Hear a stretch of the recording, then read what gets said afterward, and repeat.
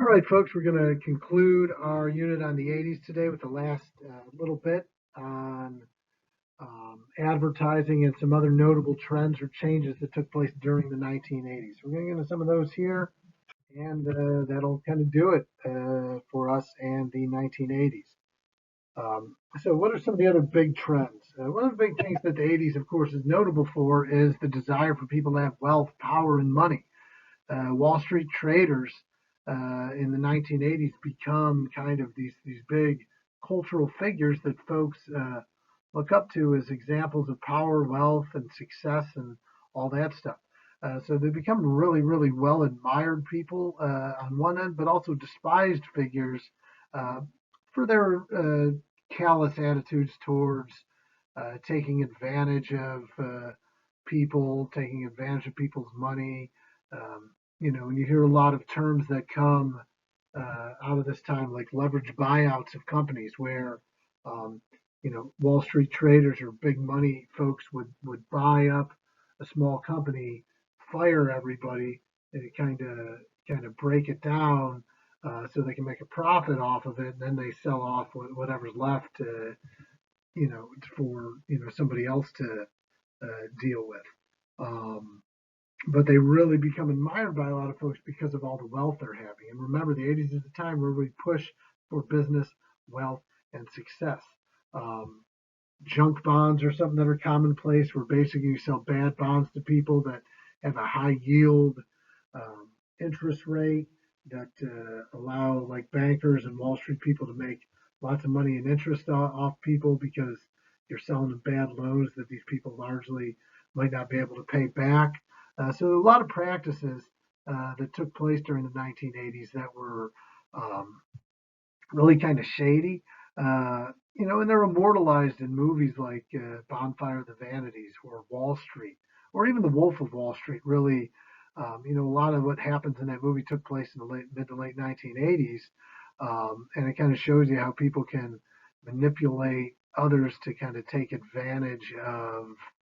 um, take advantage of the market and make money for themselves. So if you've seen a movie like Wolf of Wall Street or the movie Wall Street itself, those would be examples of some in that area. We also see in the 1980s personal computers become available for people. Microsoft releases its first internet compatible, or not internet compatible, computer compatible software, the MS DOS, in 1981. Um, IBM computers, Apple Macintosh computers become available for people to have at their homes. That's where we get the word personal computers, because you have one of these big computers at your house that were super expensive early on, but they were something that certainly people wanted to have and wanted to be able to take advantage of. Other tech breakthroughs include the debut of the cell phone, the first ever cellular phone, in 1983. Um, More accessible and useful software versions come out throughout the decade. Gaming platforms emerge throughout the decade. We'll talk about that in a second.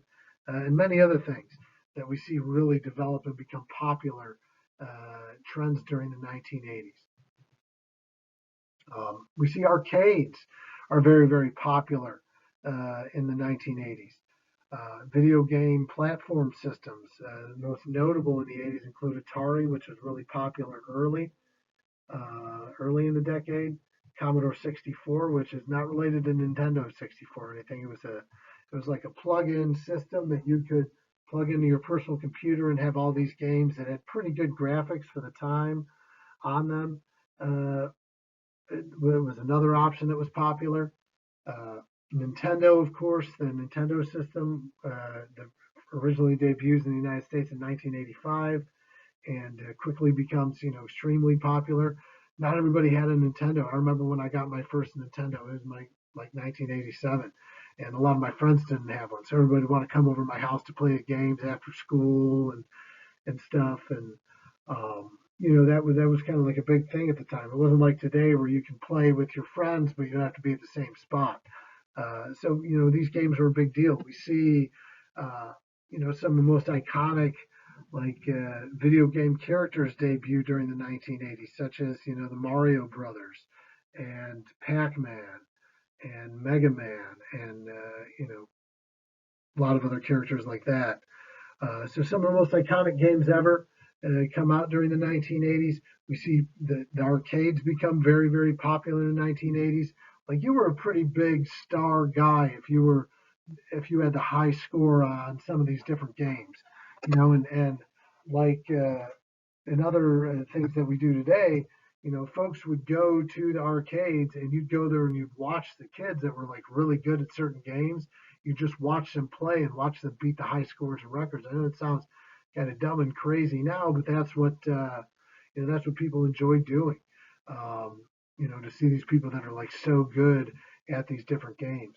Um, Ultimately, the Atari system and the Commodore 64 system kind of fail as Nintendo kind of jumps in there and takes a big market share of the video gaming industry by the late 80s.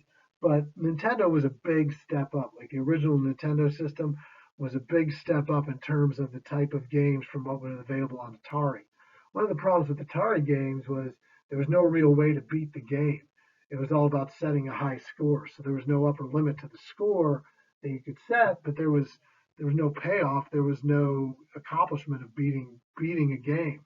Um, Whereas Nintendo games like the original Super Mario Brothers or a game like Contra or the early Mega Man games, there was an end to the game. So there was a way where you would reach a point that you've beaten the game, and that was certainly a big difference for people and allowed Nintendo to grow in popularity really quickly once it debuted in the mid 1980s. Another thing that was a popular trend amongst teenagers, young adults, and even some kids in the 1980s was professional wrestling. Um, Professional wrestling grew in popularity in the mid 1980s, led by really big personalities like Hulk Hogan and Andre the Giant. And what I mean by that is, professional wrestling had been around for a long time, but it was very much a regional thing.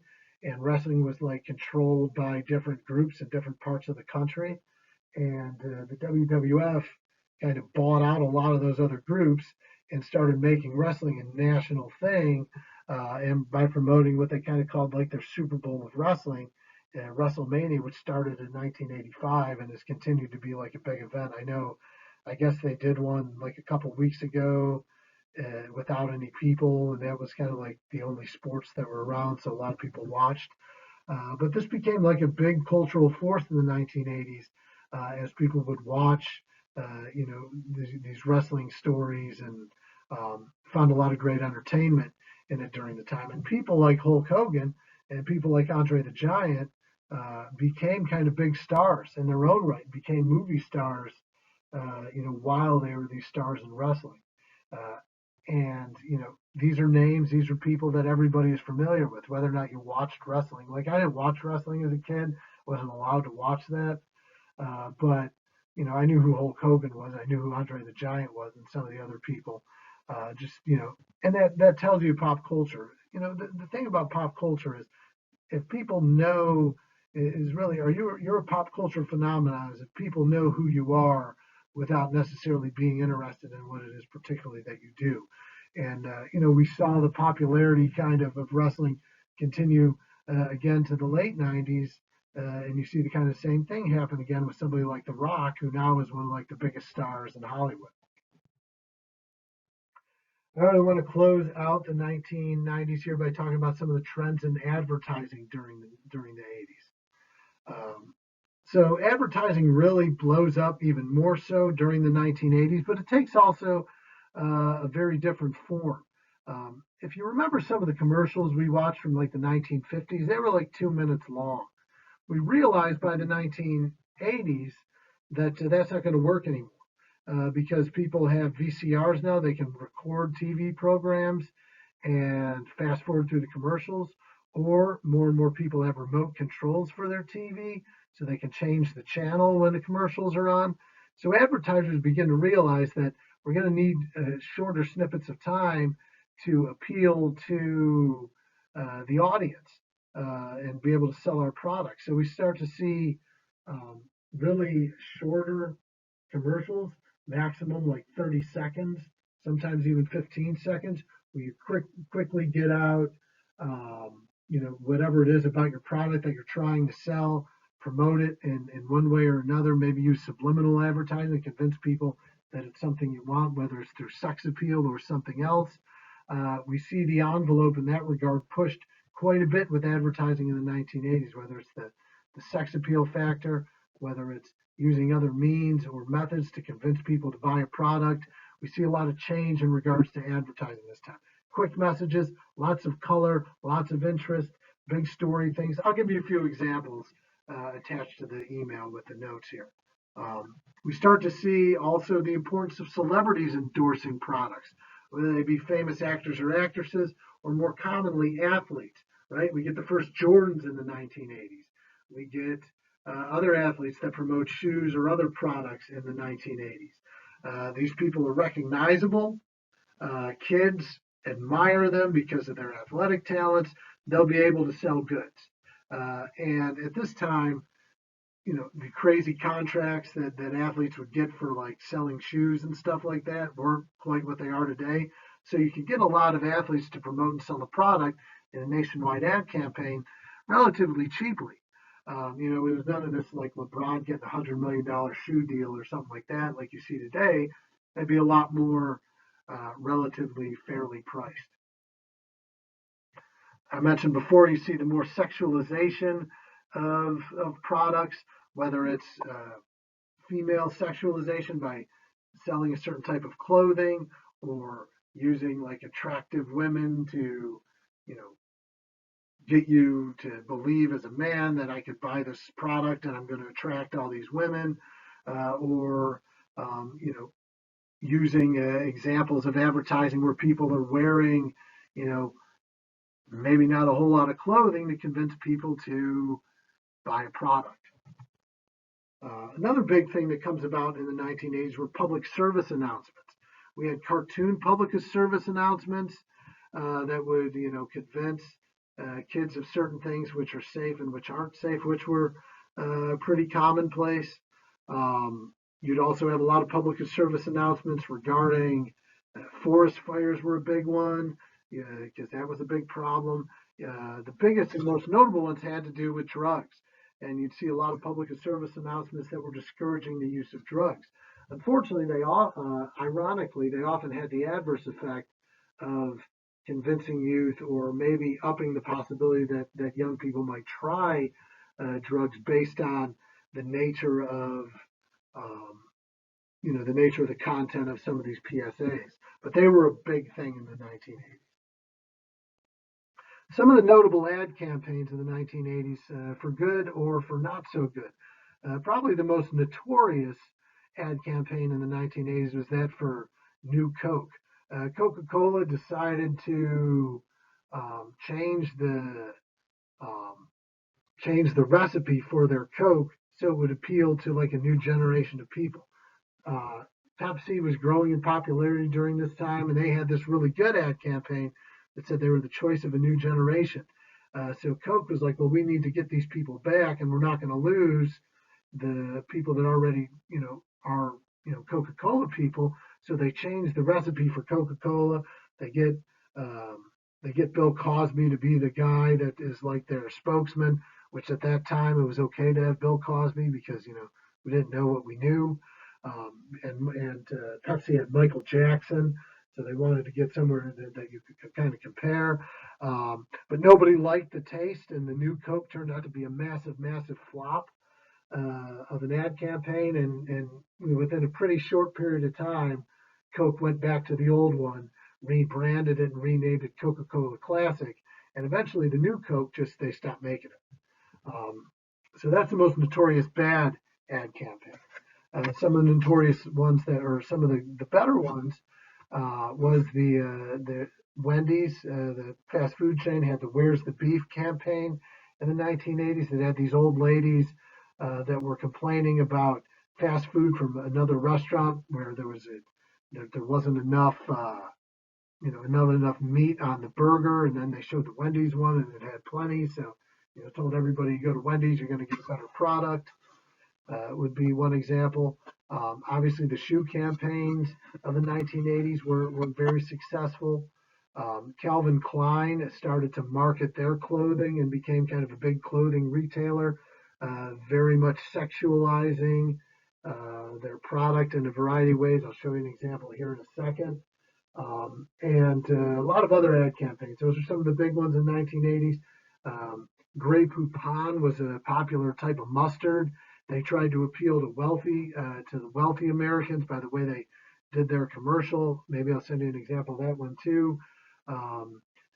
Because again, in the 80s, we want to pretend like we're really wealthy and it's important to have things and stuff of that nature. So that was a big deal during the 1980s. So there's just a few examples of some big ad campaigns appealing, to new groups of people, so on and so forth. Now, here's some big ones that you have. And this is, part to do with the new Coke in the 1980s, trying to get people to buy it. Kind of another silly one was McDonald's had this thing called the McDLT, which was this idea that you would get a fresher burger that would come in one of these kind of weirdly shaped boxes where the tomato and the lettuce and everything would be separated from the burger and would keep it cool and make the burger taste better.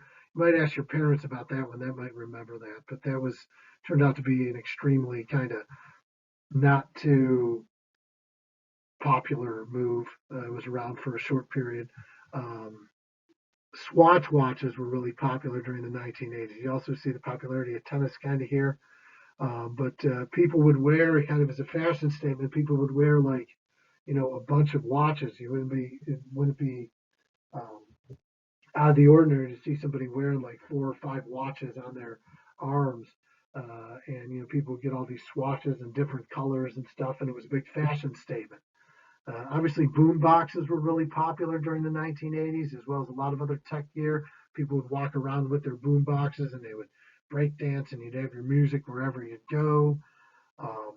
Here's an example of a toy from the 1980s, Transformer. So that was a big deal. Then I mentioned before the Calvin Klein. This is Brooke Shields, who was the big Calvin Klein spokesgirl in the 1980s, promoting Calvin Klein jeans, where they're selling kind of again a little bit more risque and sex appeal. Probably the most notorious though was this Calvin Klein image trying to sell Calvin Klein's men's underwear in the 1980s. This became a very controversial advertisement. They had the picture of this guy, I forget his name, Tom something or other, and they put this big poster of this guy in this exact image here, nothing but underwear, on Times Square in New York City for everybody to see. And again, they're appealing to the sex appeal and stuff like that for people, again, trying to sell the Calvin Klein underwear. So those are some examples of advertising from the 1980s. I'll send you a few commercials and PSAs and stuff. Anyway, that's all the notes here from the 1980s. Remember, you're going to get your, by Friday, I need your completed guided notes, and we'll go over some of the stuff then next week and get ready, because we'll probably have a test over the 80s and 90s once we finish with all that. All right, folks, see you later.